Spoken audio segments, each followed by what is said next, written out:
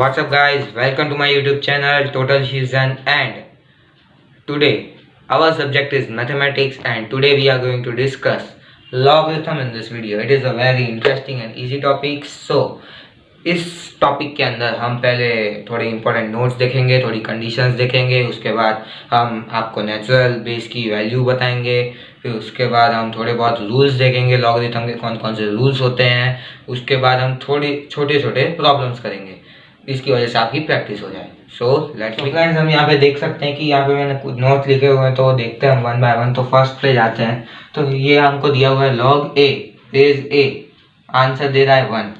तो हम यहाँ एक चीज गौर कर रहे हैं कि यहाँ पे ए और ए दोनों सेम है, तब वो आंसर 1 दे रहा है। तो इसका मतलब ये है कि जब लॉग और बेस दोनों सेम होंगे तब आंसर आएगा 1। यहाँ पे एक एग्जांपल दिया है log 2 base 2 gives the answer 1। तो यहाँ पे ये कंडीशन अप्लाई हो रही है कि जब लॉग भी 2 है और बेस भी 2 है तब 1 आ रहा है। इससे हमको जानने मिल रहा है कि लॉग और जब बेस सेम होंगे तब जो आंसर आएगा वो 1 ही होगा। अब दूसरा देखते हैं। तो log 1 base a gives the answer 0।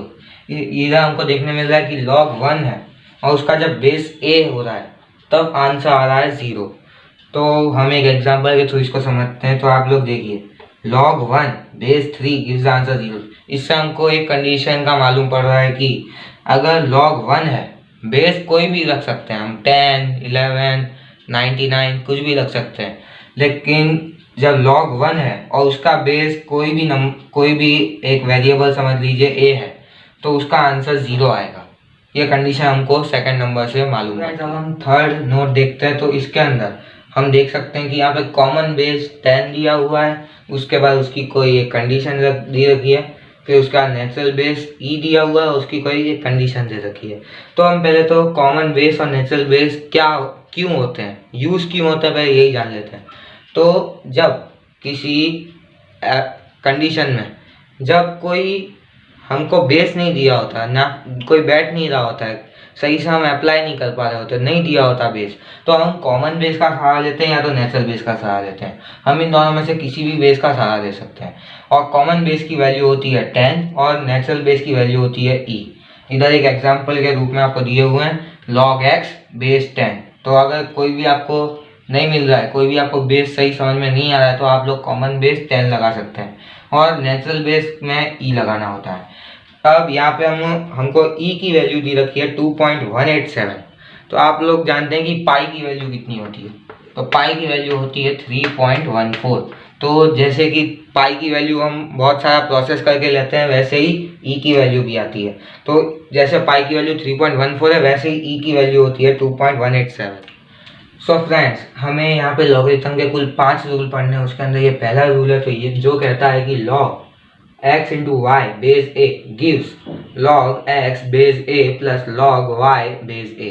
तो यहाँ पे आप लोगों को पहले तो अलजेब्रा का वो रूल याद होगा कि जब बेस सेम होते हैं और जो पावर होती है जब वो मल्टीप्लाई में जाती है, ये रूल था am इंटू an, तो दोनों पावर ऐड हो जाती है, m प्लस n हो जाता है। तो वैसे ही यहाँ पे होता है। तो यहाँ पे क्या हो रहा है, तो यहाँ पे ये दोनों मल्टीप्लिकेशन में है, तो अब यहाँ पे वो दोनों एडिशन में चले जाएंगे। तो यहाँ पे log x into y base a था, तो वो बन जाएगा log x base a plus log y base a।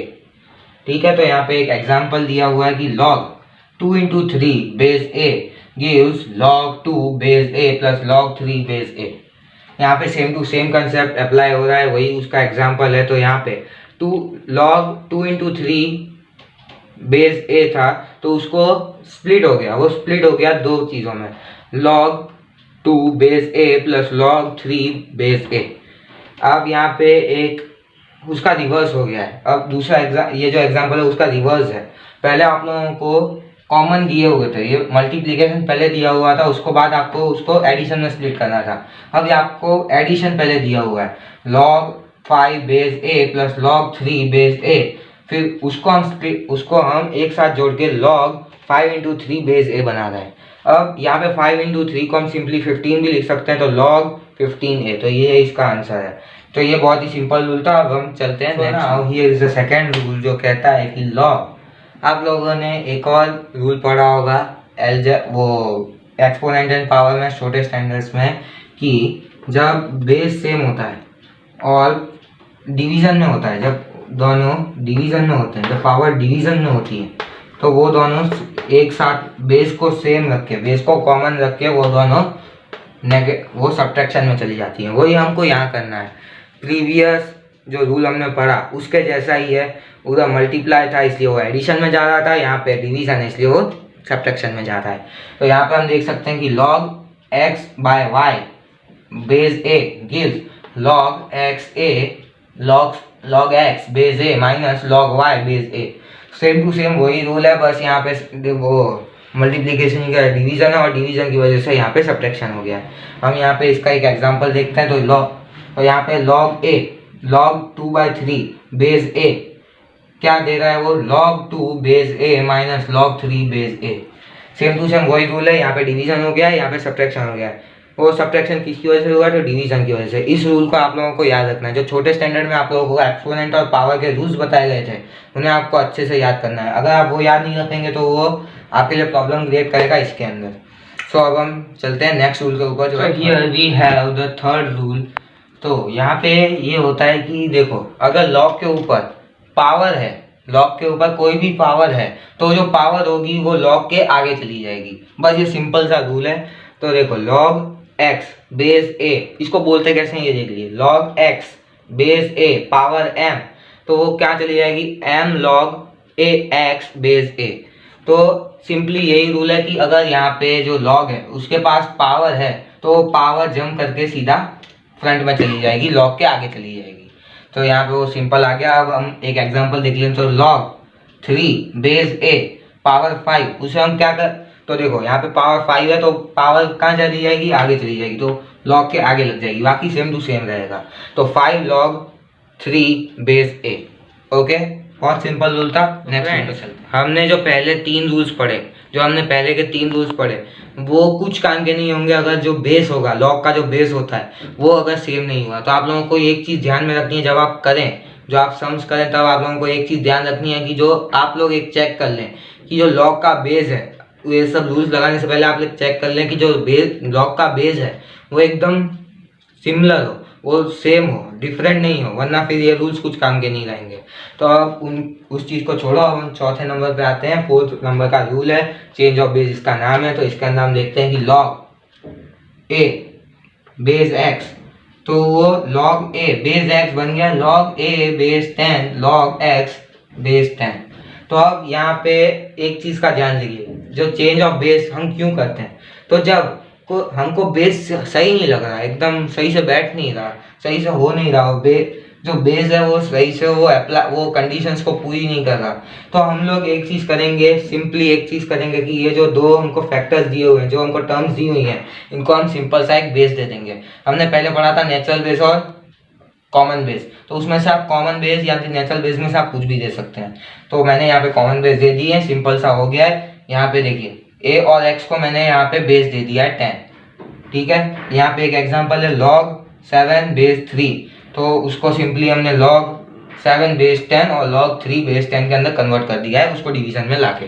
तो सिंपल सा रूल था, आप लोगों को समझ में आ गया होगा आई होप। तो अब हम नेक्स्ट रूल, हमने अभी तक 4 रूल पढ़े, अभी 5वां रूल आ रहा है। तो इसके अंदर हम देख रहे हैं कि देखो यहाँ पे दिया हुआ है a log x base a gives the answer x। तो यहाँ पे हम देख सकते हैं कि ये वाला जो a है, ये वाला a है, तो इसका जो पूरा का पूरा पावर है ना, ये है, ये वाला है ना, इसका पूरा का पूरा पावर है।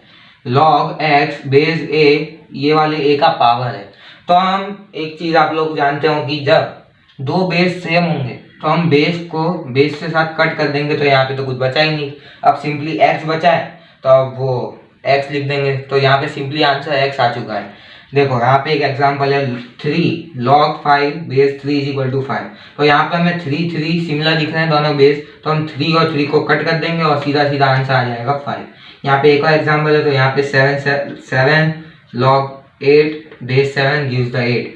तो हम 7 और 7 को सिंपली कट कर देंगे, 8 यहाँ पे बचा है, 8 ही 8 वो आ जाएगा। तो सिंपल सा 5वां रूल था, आप लोगों को ये ध्यान में रखना है। अभी तक जो मैंने 5 रूल बताए उन्हें आप लोग अच्छे से प्रैक्टिस कीजिए। अभी तक आप लोगों ने नोटिफिकेशन बेल नहीं दबाया तो वो दबा दीजिएगा, क्योंकि अभी इसके बाद मैं फटाफट दूसरा पार्ट भी बना दूंगा।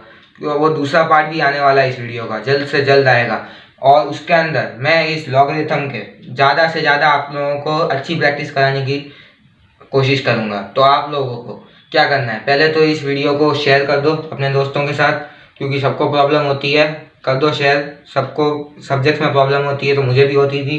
कर दीजिएगा, प्लीज़ शेयर कीजिए और वीडियो को लाइक ज़रूर कीजिएगा। कमेंट में आपके सब डाउट्स पूछ लीजिए और चैनल को सब्सक्राइब कीजिए। उसके बाजू में घंटी बटन है, उसको भी दबा दीजिए। Thank you. जय हिंद, जय भारत।